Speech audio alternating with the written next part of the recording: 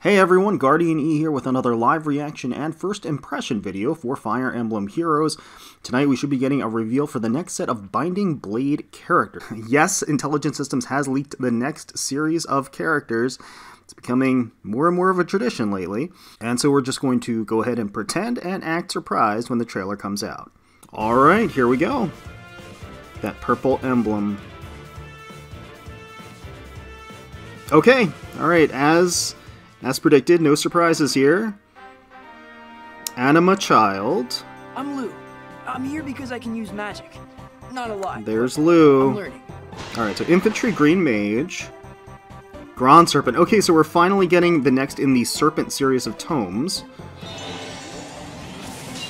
There it goes. I was wondering when we were going to see those. Doe of the Plains. Echo all around me. Sue. All I need. That art by Mayo. Okay, so Cavalry Green Archer. Short Bow Plus. Okay, as predicted, the Short Bow Plus is going to be the Wodao, or the Bodao as it were. Stormy Flyer. Cold and destitute. Being a mercenary is Thea. the only way to make a living. Alright, a Flying Lance Pegasus. Certainly a Flying Lance Pegasus with blue hair. Where have we seen that before? Okay. It's my battle to fight. Ignis seems to indicate that she's going to be very heavily defense-oriented. And then finally, Dark Priestess. For age after age, Idunn. I lay sleeping. That attacking animation was awesome. What was that? It looked like the voice actress was slashed out, so maybe part of the Union group? Ooh, that looks cool.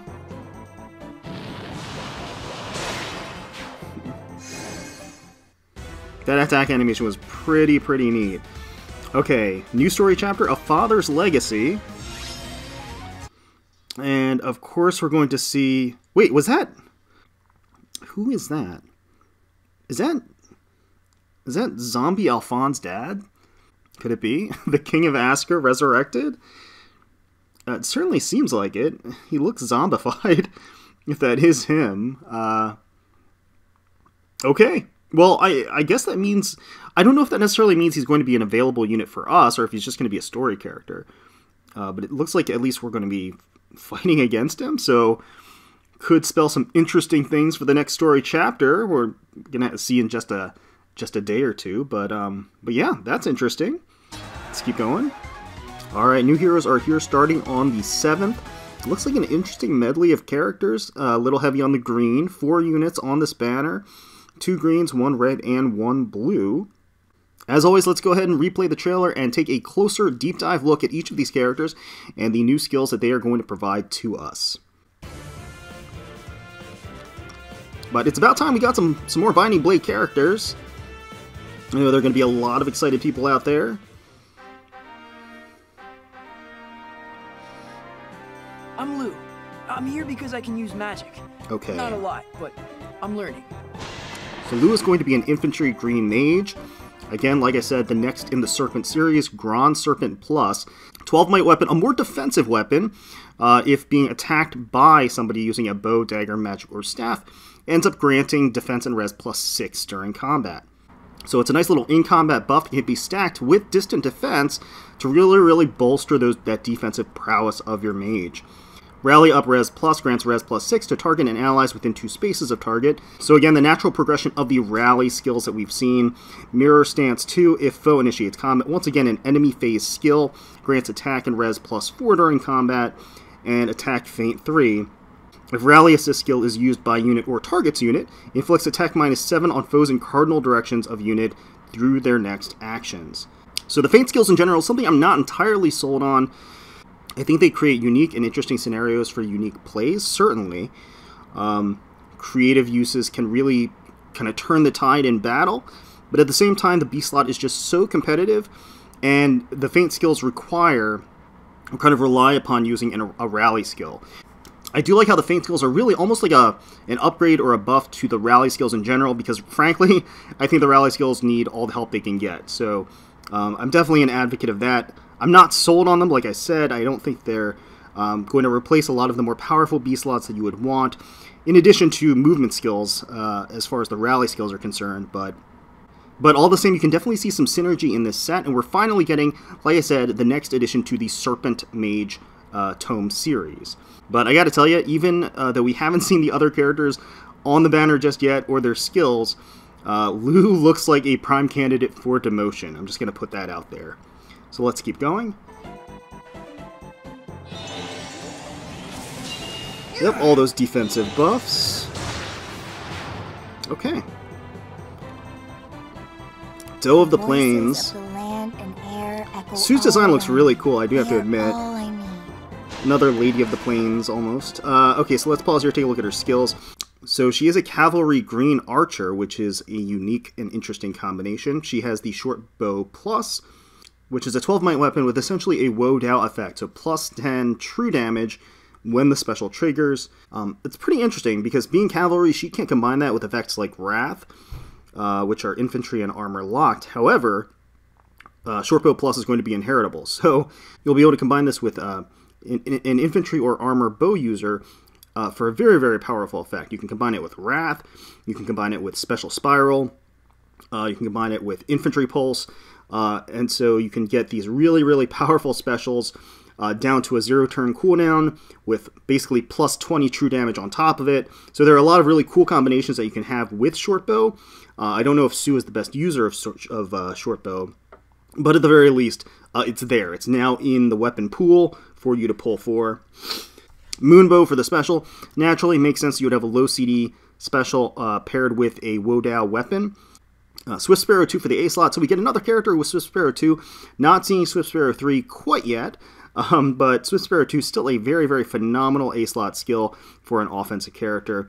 Chill Defense 3 for the B slot. The chill skills are phenomenal map-wide debuff skills. For units that don't rely on that B slot, chill skills are incredibly valuable and will help the entire team.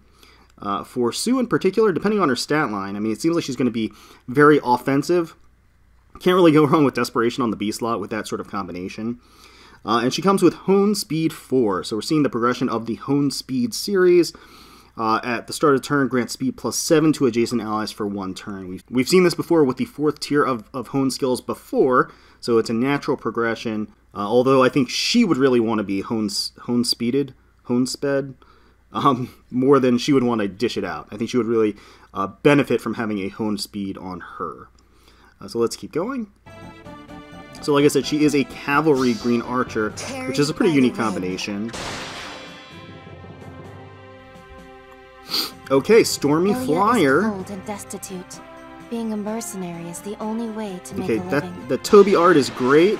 Thea looks awesome. All right, let's pause here. Another 4 skills for the kit. Vanguard Plus is her spear, so there's going to be a new lance weapon in the game, 14-might weapon. If foe initiates combat, grants defense plus 7 during combat. Okay, so kind of a ghetto inheritable Vidofnir in a way. Defense plus 7 on enemy phase.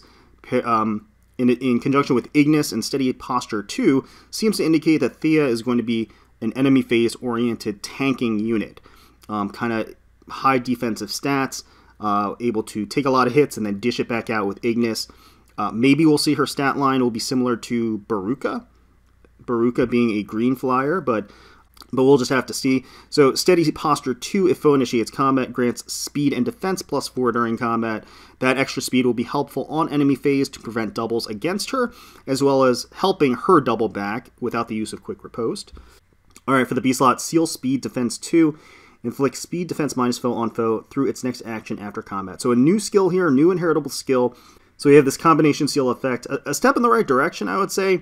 The seal skills do really need an advancement, or I think a next progression in order to be really valuable. But it's a step in the right direction. I'm glad that they're buffing the seal skills. They're not just kind of ignoring them and like leaving them by the wayside. They're at least trying to bolster them and buff them into the current meta. And hopefully they continue to do so. I don't think this is going to do it.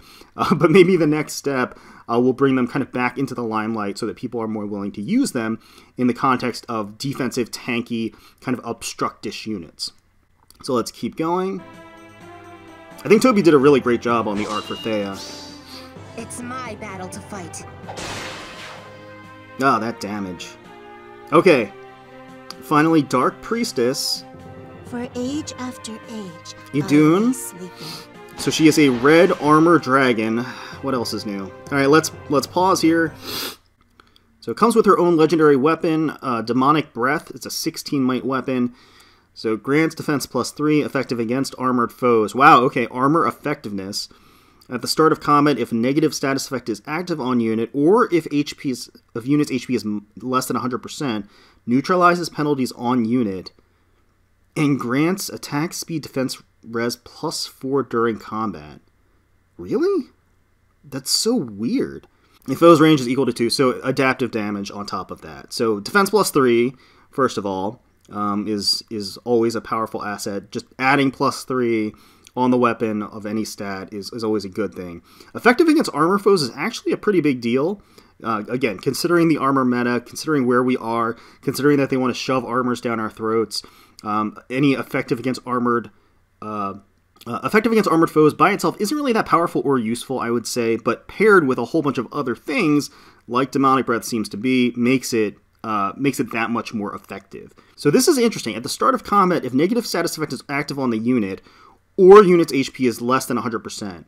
So if either of those conditions are met, which is actually really generous, it's very easy to meet either of those conditions, really. I'm wondering if the negative status effect also applies to panic. So if you're panic-ployed, are those also negative status effects? We'll have to test it out, but I'm assuming that the negative status effect also applies to panics. So the panic status effect, I would think, also would activate the condition of this weapon, which would basically neutralize the debuff and grant +4 to all her stats during combat. So again, weird set of conditions, and two different conditions that are very different, but together are pretty easy to meet one or the other in combat. So I would say that's actually a very powerful weapon. All of the different effects are there, and even though there are conditional effects, it's pretty easy to meet those conditions in any of the variety of game modes that we have. Certain creative plays might even be able to force the condition, depending on the map sequence, especially, like I said, if panic counts as a negative status effect, which I would think that it does, but I'm not 100% sure. Bonfire for the special natural choice, considering that she looks like she's going to be very defense-oriented. Her weapon, of course, gives her a defense +3. Fortress defense res 3, grants defense and res +6, inflicts attack -2. So again, stacking on those defensive stat boosters. Vengeful Fighter 3, synergizing perfectly with the rest of her defensive kit.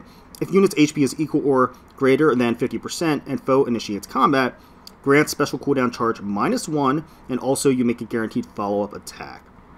So there's going to be a perfect window where she wants to be, where her health is under 100% but above 50%, where she'll just get all of the defensive buffs, all of the buffs, and all of the conditions of her weapon met.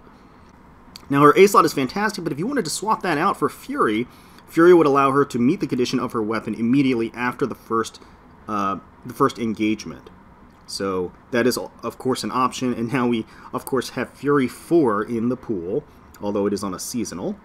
War Dragons being a very, very powerful skill, especially considering all of the more defensive-oriented dragons that we have, if you're planning on running a dragon emblem. So let's keep going. Transformation is really cool. And that attack animation is really awesome too. And of course effective damage against that armor. So yeah, a new story chapter, A Father's Legacy, which sort of goes hand in hand with seeing kind of zombie Alphonse's dad here. So it seems like he's going to be making his return shortly after he was dispatched in the last chapter. These units do look really cool. Idunn in particular, her kit is basically perfectly synergized and in sync to as an enemy phase unit. Her conditions are not very difficult to meet in order to just reap the full benefits of her weapon. So she's definitely going to be a force on the battlefield. But yeah, another armored dragon in the game. Another dragon in the game, I should say. We just got a dragon pretty recently, and we're already getting another one. Certainly doesn't seem like that is going to stop anytime soon.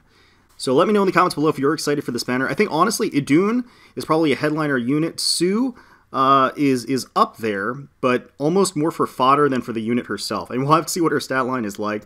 But Sue comes with a lot of great inheritable stuff that I could see people pulling for her just to put on their favorite units, their favorite archers. But let me know in the comments below if you are excited about this batch, if you're going to be pulling, what characters you're going to be going for. If you do pull on this banner, I wish you the best of luck. I hope you get all of those focus units and merges that you want. Thank you so much for watching. I appreciate you taking some time out and watching the trailer with us for the first time. If you enjoyed, and hopefully you did, please feel free to leave us a like, comment, and subscribe to the channel for more Fire Emblem Heroes content. And until next time, let's protect those skies.